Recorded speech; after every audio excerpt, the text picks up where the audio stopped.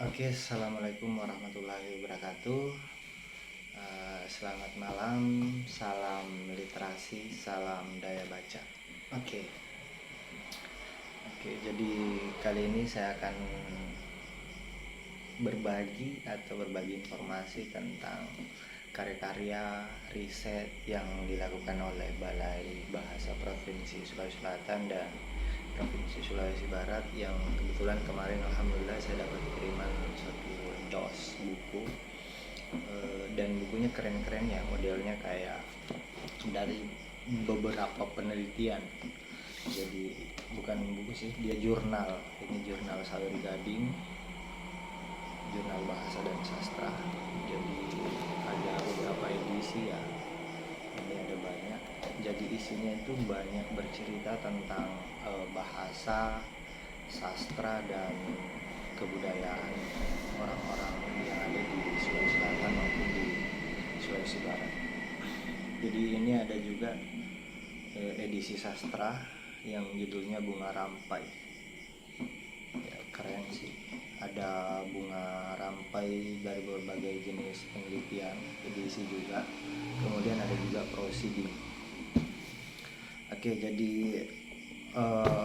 dari beberapa jurnal ini saya beberapa kali membuka dan belajar banyak hal tentang tradisi tulis menulis yang ada di Sulawesi Selatan dan Sulawesi Barat, khususnya di daerah Bugis, karena kebetulan saya dari Bugis, orang tua bapak ibu itu orang Bugis, sehingga siapa atau tidak saya akan lari ke sana nantinya. Jadi sebagaimanapun kita mempelajari kebudayaan luar, siap atau tidak pasti kita akan ditarik kembali ke kebudayaan kita sendiri gitu. Dan itu secara tidak langsung dan secara tidak sadar saya larinya ke situ. Ya, semua sudah diatur lah istilahnya. Oke, jadi saya akan fokus di satu bahasan ini, mosaik bahasa dan sastra. Ini tahun 2012 ya. Jadi saya sudah baca-baca berulang kali dan menurut saya ini penting untuk disampaikan juga. Tapi nanti tergantung kesimpulannya kembali ke teman-teman masing-masing gitu.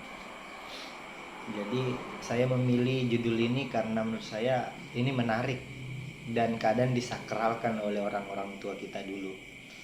Judulnya itu Diksi dalam Mantra Bugis. Penulisnya Andi Herlina. Beliau bekerja di Balai Bahasa Ujung Pandang. Oke, saya mau langsung saja. Karena mantra itu banyak jenis ya. Tapi dalam artian yang sudah diteliti, mantra merupakan rumusan mistik yang terdiri atas suku kata yang suaranya itu bisa menimbulkan efek kejiwaan gitu. Di samping itu juga suku kata itu tidak mempunyai arti namun mengandung kekuatan karena dikaitkan dengan tujuan sesuatu.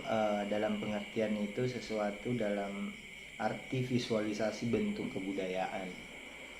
Kekuatan rumusan demikian antara lain mencakup penciptaan akibat duniawi tertentu seperti kesehatan atau keamanan, atau penciptaan keadaan mistis. Misalnya kalau di Jawa mungkin ada istilah kewaskitaan. Ya, oke.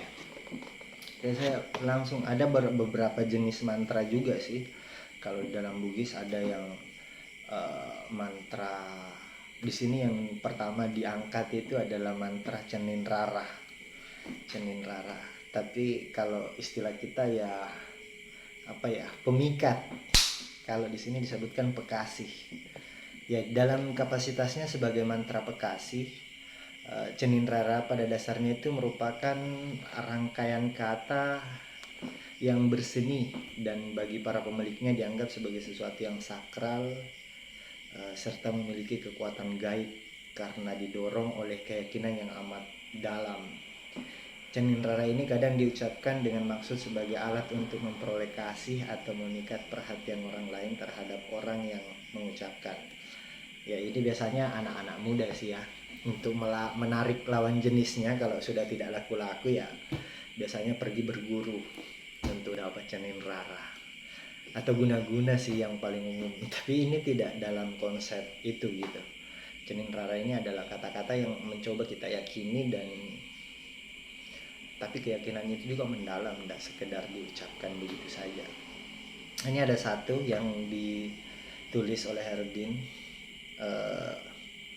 satu cenin rara. Ini bisa diambil, tapi ya tergantung nanti apakah ampuh atau tidak, saya tidak bertanggung jawab. Yang jelasnya mantranya seperti ini dalam versi bahasa Bugisnya ya. Biru-biru timuku cenin rara riisiku, iru ringingiku saka ianu, iya pa namanya menyawana, iya pa naita, iya pa na tujuh mata. Artinya tersenyum simpul bibirku, pemikat pada gusiku, bila sayang dilihat, bila sayang dipandang mata. Ya jadi kalau ditransliterasi ke dalam bahasa Indonesia itu maknanya sederhana, tapi ya cenin rara ini memberikan gambaran bahwa seseorang yang memakai cenin rara biasanya pada saat seorang wanita memakai lipstik atau pemerah bibir. Ini perempuan-perempuan atau jomblo-jomblo wanita biasanya kalau sudah tidak laku-laku misalnya, atau belum kunjung jodohnya datang, ya pakai itu. Biasanya diucapkan ketika menggunakan sesuatu, pakai lipstick misalnya dan seterusnya. Kalau untuk cowok tidak disediakan. Ini ada juga kayaknya untuk cowok ya. Saya coba bacakan. Bismillah. Iya tu dan rimatan nasoy. Oh ini bukan cenin rara, sorry ini bukan cenin rara. Ini mantra dalam artian pembungkam. Dalam bahasa Bugisnya itu pak gak gerak ya. Jadi dia pembungkam. Biasanya mantra ini untuk memunculkan sugesti yang baca itu lawan bicaranya tidak mampu menjawab dan cenderung untuk melakukan apa yang diminta. Biasa untuk menundukkan lawan kita, baik lawan bicara, lawan bertengkar dan seterusnya. Digunakan ini ya. Cenin raranya, pak gagaraknya begini bunyinya. Bismillah. Iya tu dan rimatan nasoy. Pekogai wala nasoy makotoy pakitan na tawe lauria mapagilin tau makbokoy mapase di tau macawai kum fayakun. Artinya dengan menyebut nama Allah saya duduk di matahari, bagaimana cahayanya matahari begitu pula penglihatan orang pada saya, membuat orang jauh menengok gitu ya. Maksudnya pagra ini merupakan mantra yang memulihkan kembali semangat pada orang yang agar dapat rukun dan damai. Tapi tetap biasanya kalau mantra-mantra itu tujuannya baik ya, mantra-mantra itu tujuannya positif, bukan untuk negatif gitu ya. Makanya bisa dipelajari gitu, untuk bukan sebagai perlindungan sih, sebagai sugesti di dalam diri kita bahwa ada hal yang baik, semua tujuannya baik gitu. Kemudian ada juga mantra Pak Japi. Pak Japi itu penyembuh istilahnya, baca-baca lah kalau orang-orang, dan itu masih ditemui sampai hari ini sebenarnya, masih banyak. Kalau sakit perut, ada yang sakit, biasanya kita minta tetua atau orang-orang yang sudah tua itu yang punya mantra-mantra mengobati sanak adiknya, anaknya dan seterusnya gitu. Pak Japi istilahnya. Ini dibagi jadi dua, tapi pada rangkaiannya itu diucapkan sugesti penyembuhan bagi penderita suatu penyakit sebagai permohonan, tetapi landasannya tetap pada pencipta ya. Jadi contohnya begini, paletak takbak luku bara. Ini semua maaf ini kalau tidak bagus bacanya ya, saya juga tidak terlalu fasih, untuk bahasa Bugis, apalagi nih Bugis Latin, bukan tulisan Lontara. Paletak takba buku bara upacuruki afunge mompo nama ceke maceke pak japi semenayanu. Terjemahannya itu, paletak tabak laku bara, saya tenggelamkan di embun, muncul dan menjadi dingin obat demamnya Ianu. Ianu itu maksudnya siapapun orang yang kita obati gitu. Ianu kita sebutkan namanya misalnya. Jadi ini biasanya digunakan untuk orang yang suhu badannya tinggi atau demam, dibacakan ini gitu. Kemudian ada juga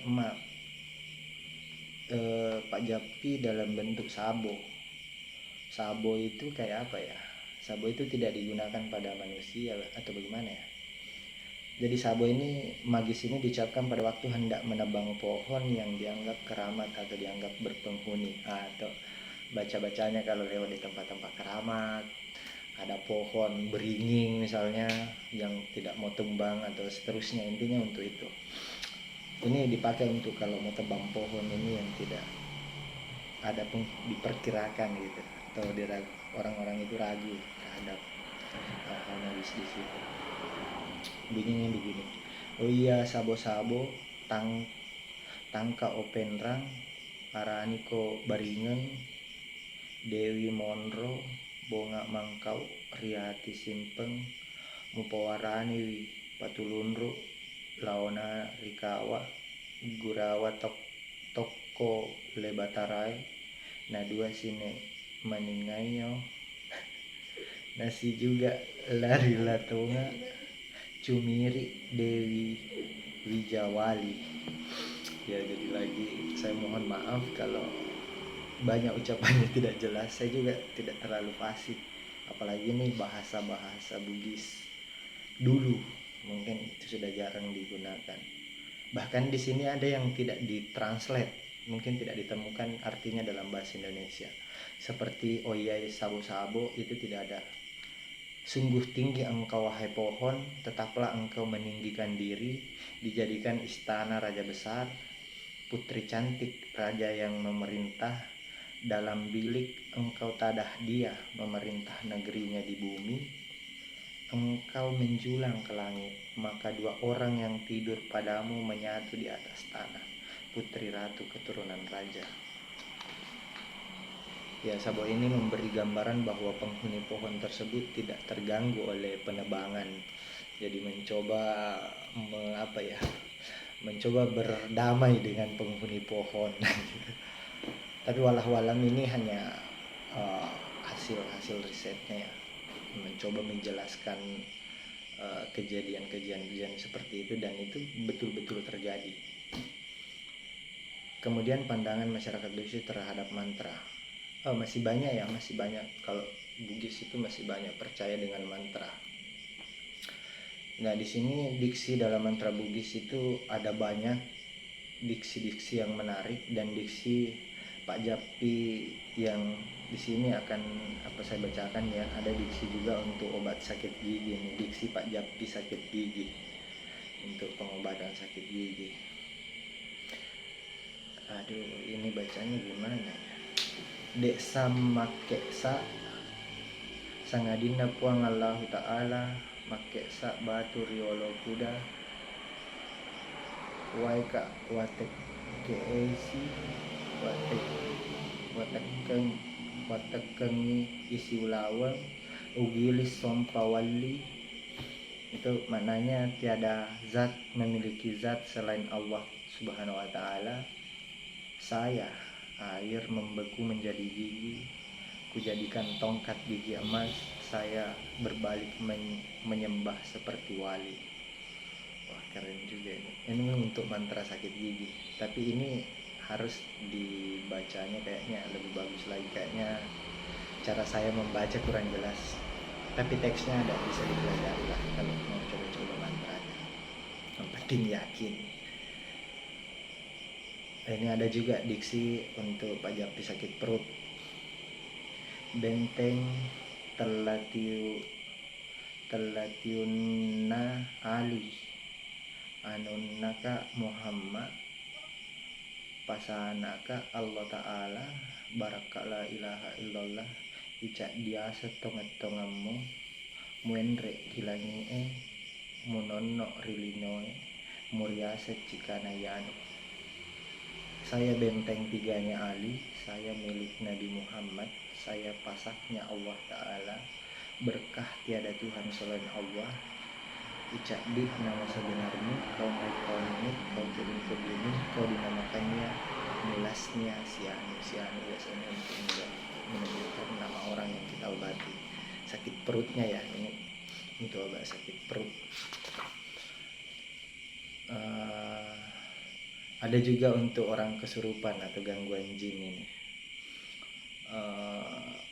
Iko wali iya wali, iko jin iya jin, iko setang iya setang, aja mapalanga-langa pada mi ipakeng ke kiri Allah Ta'ala. Artinya kamu wali, saya wali, kamu jin, saya jin, kamu setan, saya setan. Jangan menghalang-halangi sesama makhluk ciptaan Allah. Keren. Ya maksudnya ini hampir sama sih kalau di Al-Quran mungkin juga disebutkan demikian dalam berbagai sumber juga disebutkan begitu. Ya intinya banyak-banyak membaca lah. Tergantung orang percaya atau tidak. Ini untuk gangguan jin, orang kesurupan biasanya untuk mengusir setan gitu. Hanya di sini disebutkan juga kamu setan, saya juga setan. Dan bisa jadi sih kadang memang manusia lebih setan dari setan gitu. Kemudian ada diksi cening rara pemikat. Nah ini mungkin yang paling ditunggu-tunggu, diksi pemikat. Iruk mata dupa mata, iruk maka dupa mata, paletukan mata atin na yanu, iya pa namanya menyawana, nareko iya pa naita, napori minawa riatinna, napori minawa mataru.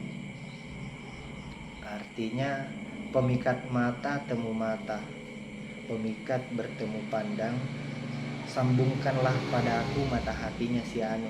Biasanya kalau pakai si anu itu sebutkan namanya orang yang kita ingin pikat gitu. Nanti enak perasaannya, dikenang selalu dalam hatinya, dikenang terus. Ya jadi ini mantra untuk pemikat. Jadi yang butuh mantra ini bisa ke rumah. Nanti saya ajari mantranya bagaimana. Terserah bebas, laki-laki perempuan bisa. Saya akan coba mempertemukan, apalagi kalau datangnya cewek sama cowok itu lebih mudah diajari mantra. Ya, bisa. Langsung saja chat nanti di kolom komentar ya. Nah ini kalau untuk cewek, ini cewek-cewek yang mungkin lagi cari-cari pasangan tapi tidak ketemu-ketemu, ini ada mantranya. Boleh dicoba-coba, apalagi orang Bugis ya. Diksi cenin rara memakai bedak. Jadi ini dipakai ketika perempuan itu lagi memakai bedak. Bismillahirrahmanirrahim. Puang mampancaye nakupa bedak rimangko putih nama caya rirupaku napatakini tahun lalu mapatakajenna toana sining tawe marimeng makamase maneng baraka la ilaha illallah. Artinya dengan menyebut nama Allah yang maha pengasih lagi maha penyayang, wahai Tuhan yang menciptakan, saya memakai bedak pada mangkok putih agar bercahaya pada wajahku, menyejukkan orang yang lewat, mengagumi tetamu, semua orang simpati, ramah pada mengasihiku, berkat tiada Tuhan selain Allah. Wah, ini buat cewek-cewek. Tapi sekarang kayaknya tinggal modal TikTok itu sudah laku pasti itu. Pakai bedak-bedak kosmetik glowing sekarang sudah lebih keren daripada mantra ini. Tapi bisa dicoba untuk yang tidak percaya dengan kosmetik, bisa coba pakai ini. Kemudian ada diksi juga untuk binatang buas, pada gerak untuk binatang. Jadi kalau biasanya kita ketemu dengan binatang buas, begini bunyinya: Bismillah puama pancajir kipaletu akataku ia panaita nama sau padikna marimeng makama semaneng maceni pada cani malunri ka pada kaluku barak ka la ilaha illallah. Artinya, Tuhan yang menciptakan, sampaikan maksudku. Nanti saya dilihat baru lepas sakitnya, menjadi senang, mengasihi semua, manis seperti madu, nikmat seperti kelapa, berkat Tuhan selain Allah. Jadi untuk ketika menghadapi binatang buas atau digigit mungkin, tapi janganlah digigit, nanti baru ketemu lah itu biasanya. Tapi mantra ini intinya untuk orang-orang yang meyakini, karena dia juga menggunakan kata-kata Allah. Tapi kalau orang tidak yakin juga sama saja, intinya gitu. Kembalilah sama orang punya pegangan masing-masing seperti apa. Tapi itu saya hanya membacakan ini. Ini juga ada diksi parimbolo. Parimbolo itu apa ya? Pengukuh atau pelindung atau apa sih? Tapi di sini disebutkannya pengukuh. Jadi bunyinya begini: utetea tatere bukutea polo oratea patu jukutea malala daratea masuk uletea sape bulu-bulu tea rebah. Otak tidak miring, tulang tidak patah, urat tidak putus, daging tidak berhamburan, darah tidak keluar, kulit tidak robek, bulu-bulu tidak rebah. Wah, kayaknya ini untuk kebal ya.